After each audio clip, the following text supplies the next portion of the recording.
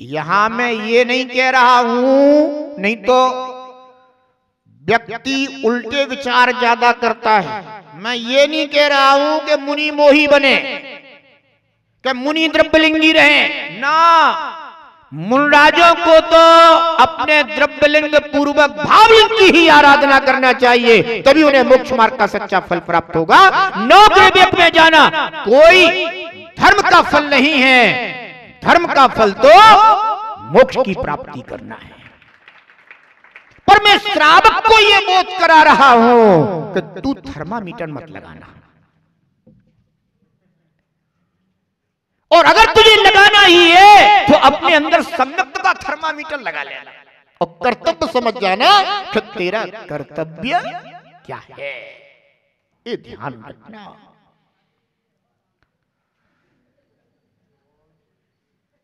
इस पंचम काल में, और पंचम काल में यद्यपि आचार्य महाराज कह रहे हैं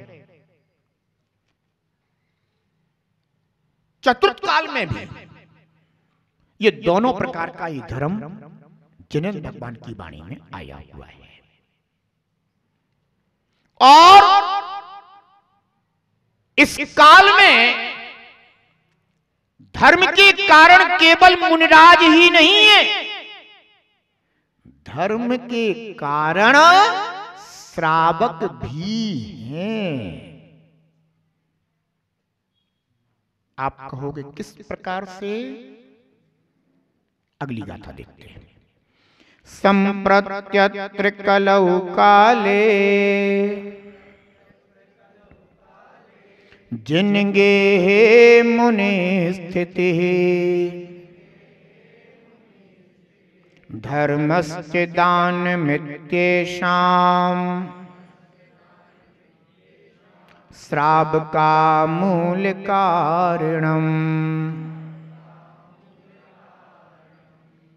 कहते हैं कि इस कली काल में श्रावक गण जिन गेहे अर्थात जिनेन्द्र भगवान का गेह यानी घर यानी आलय यानी जिनालय यानी जिन मंदिर, इनका निर्माण करवाते हैं। जिन मंदिर निर्माण करवाने से श्रावक को धर्म की प्राप्ति होती है, इस श्रावक का धर्म है। जिन मंदिर निर्माण केवल इसी काल में नहीं हुआ, जिस समय चक्रवर्ती भरत जो कि अपने पुरुषार्थों में अग्रणी था, एक दिन वह प्रथम तीर्थंकर आदिनाथ भगवान के समौ शरण में पहुंचा और वृषभसेन गणधर से कहने लगा कि भगवान, मैंने अपने पूर्व पुण्य के प्रताप से 6 खंड का अधिपतित्व और अपार वैभव संपदा प्राप्त की। ये अपार वैभव संपदा एक दिन यही छूट जाएगी, मिट्टी हो जाएगी। इसका क्या उपयोग करूं?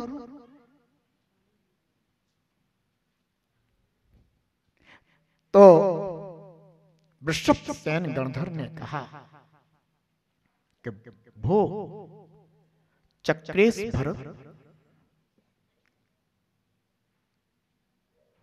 यह जो पूर्व पुण्य के फल से संपदा आदि प्राप्त होती है, अगर इसका उपयोग जिन मंदिर जिनालय आदि के निर्माण में किया जाए तो यह संपदा सफल हो जाती है।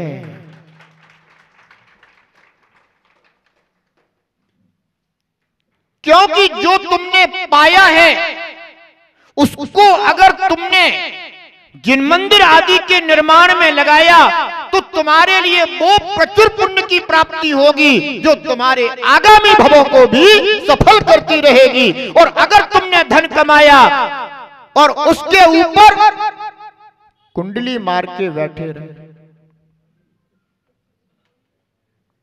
समझ गए ना? अगर इसके ऊपर तुम कुंडली मार के बैठे रहे तो मरण करने के बाद उसी योनि में जाओगे और लौट करके उसी धन पर कुंडली मार के बैठ जाओगे। यानी वो तुम्हारा धन वर्षों का पुण्य और पुरुषार्थ के फल से जो प्राप्त हुआ था वह तुम्हारा नष्ट हो जाएगा। इसलिए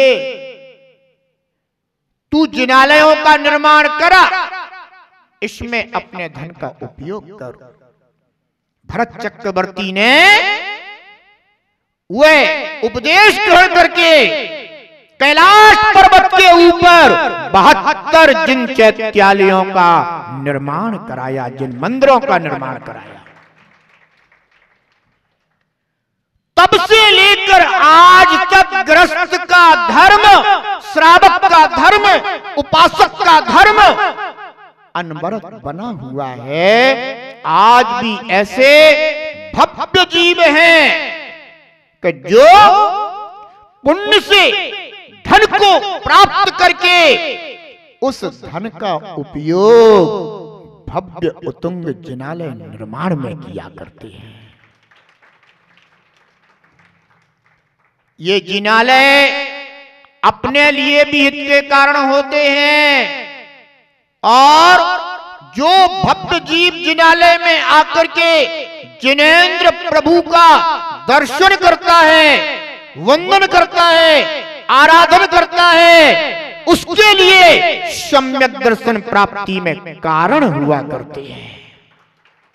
सर्वार सिद्धि ग्रंथ में आचार्य भगवान पूज्य पाद स्वामी ने सम्यक प्राप्ति के निमित्तों का जहां कथन किया है वहां उन्होंने बताया कि जिन बिंब दर्शन सम्यक दर्शन प्राप्ति में कारण होता है, निमित्त होता है।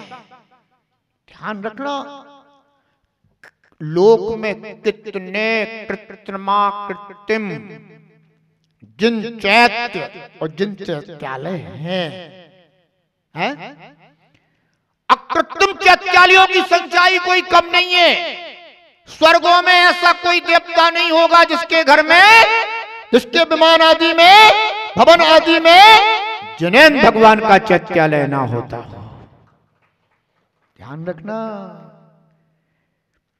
कृत्रिम अकृत्रिम चैत्य चैत्यालय हैं और ये ही उन जीवों के सम्यक दर्शन प्राप्ति में कारण होते हैं। तो चक्रवर्ती भरत ने कैलाश पर्वत के ऊपर 72 त्रिकाल 24 जिसको कहते हैं उसका उस समय निर्माण करवाया और अपने धन का उपयोग किया। चक्रवर्ती भरत पहला ऐसा श्रावक था, महापुरुष था ना वो, तो उसने श्रावक धर्म किस तरह से पालन करना चाहिए, पुरुषार्थों का पालन कैसे करना चाहिए, ये श्रावक उस पुरुषार्थों का पालन चक्रवर्ती भरत ने स्वयं पालन करके बताया। उसने धर्म भी पालन किया, धर्म पुरुषार्थ भी किया, अर्थ पुरुषार्थ भी किया, काम पुरुषार्थ भी किया और मोक्ष पुरुषार्थ भी साधा। चारों पुरुषार्थों को साधने वाला चक्रवर्ती भरत था। ध्यान रखना। तो इस काल में श्रावक गण बड़े बड़े जिन मंदिर बनवाते हैं, आज आप अपने वर्तमान में थोड़ा सा अतीत में जाकर के देख लीजिएगा, कहीं भी जाओ कितने जिन मंदिर भव्य जीवों ने अपनी भावनाओं से बनवाए हैं। जैन शास्त्रों में जिन मंदिर बनवाने की बहुत बड़ी महिमा बताई गई है। और तो और आचार्य बसवंती जैसे आचार्य भगवंतों ने यहां तक कहा है कि सरसों के दाने के बराबर जिन प्रतिमा और चावल के बराबर जिन मंदिर बनवाने का भी महान पुण्य हुआ करता है। इसलिए भोज श्राव को अगर जैन कुल में पैदा हुए हो तो अपने जीवन में अपने कुल वंश में कम से कम जिन मंदिर और जिन प्रतिमा को विराजमान करने का पुण्य जरूर अर्जित करना। ये कुल वंश में आगे भी परंपरा चल पड़ती है कि हमारे पूर्वजों ने इस तरह से जिन मंदिर जिन चैत्य और चैत्यालयों का निर्माण करवाया है तो उन्हें भी प्रेरणा मिलती है। इसलिए ध्यान रखना, धन का उपयोग केवल भोग में मत करना। भोग में उपयोग करने का अर्थ है रोग में उपयोग करना।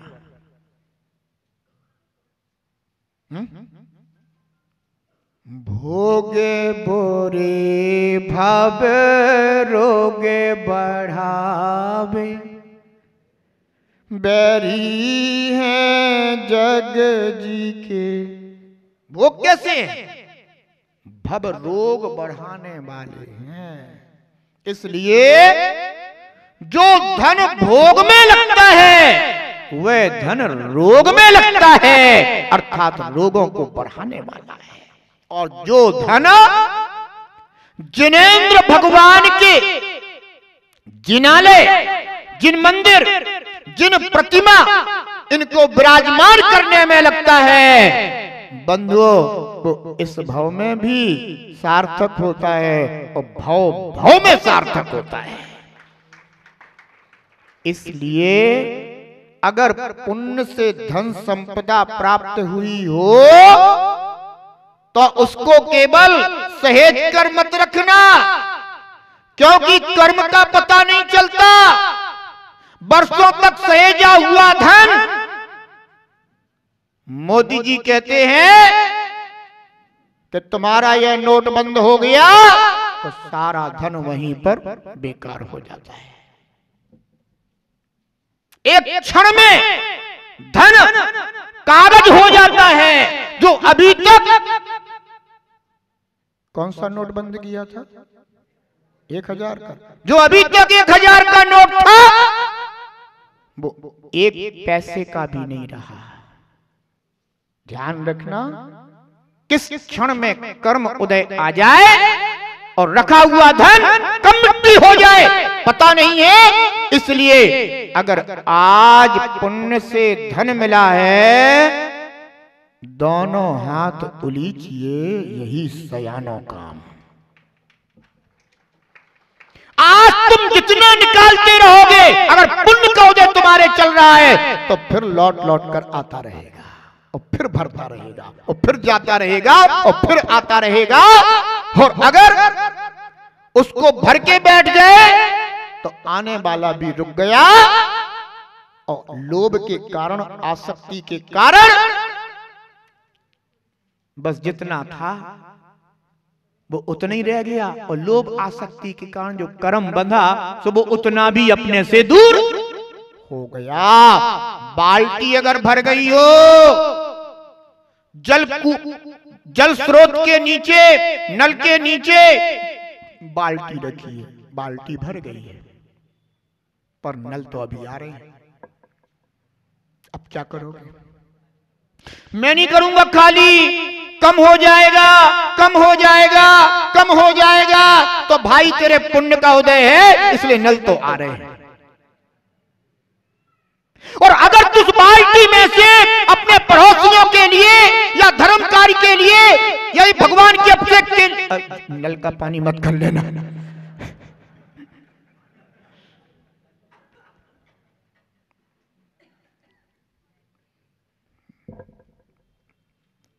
जहां जैसा उपयोग होता हो उसके लिए अगर तूने दे दिया तो जितना आ रहा है वो तो तेरा भरेगा ही भरेगा, और दूसरों को दे दिया तो वो तेरा उपकार हो जाएगा, वो तेरा दान हो जाएगा, तुझे दुनिया याद करेगी। ध्यान रखना। पर ये लोभ है ना, लोभ करने नहीं देता। ये लोभ ऐसा है, वो सोचता है कि चला जाएगा चला जाएगा चला जाएगा, पर ध्यान रखना ये जाता नहीं है, ये तो लौट लौट कर आता है। पुण्य होगा तो आएगा, पाप हो जाएगा तो रखा हुआ भी कब खिसक जाएगा पता नहीं चलेगा। इसलिए ध्यान रखना, इस काल में श्रावक गण बड़े बड़े मंदिर बनवाते हैं, आहार देकर मुनियों के शरीर की स्थिति में सहायक बनते हैं। आज भी तुम्हारे पास इतना अर्थ का साधन है कि तुम मुनराजों के लिए दान दे करके महान पुण्य का संचय कर सकते हो। तो श्रावक को एक देश धर्म का पालन करते हुए इस कलिकाल में अपने धन का उपयोग मुनिराजों के लिए, जो कि शरीर स्थिति में सहायक है, ऐसा आहार दान देते रहना चाहिए। किस तरह से अपने श्रावक धर्म का पालन करना चाहिए यह आपने ज्ञात किया होगा। अवश्य ही आप अपने जीवन में धर्म का पालन कर अपनी पर्याय को सार्थक करें, इसी भावना के साथ। सर्व देश मुनि धर्म कहा, एक देश ग्रही धर्म कहा। सर्व देश मुनि धर्म कहा, एक देश ग्रही धर्म कहा। कली काल में मुनि सहित श्रावक धर्म प्रवर्त रहा। धर्म का कारण हो, धर्म का कारण श्रावक भी कहाए रे। जीवन है पानी की बूंद, जीवन है पानी की बूंद कब मिट जाए रे। होनी अनहोनी हो, होनी अनहोनी कब क्या घट जाए रे। जीवन है पानी की बूंद कब मिट जाए रे। जीवन है पानी की बूंद कब मिट जाए रे।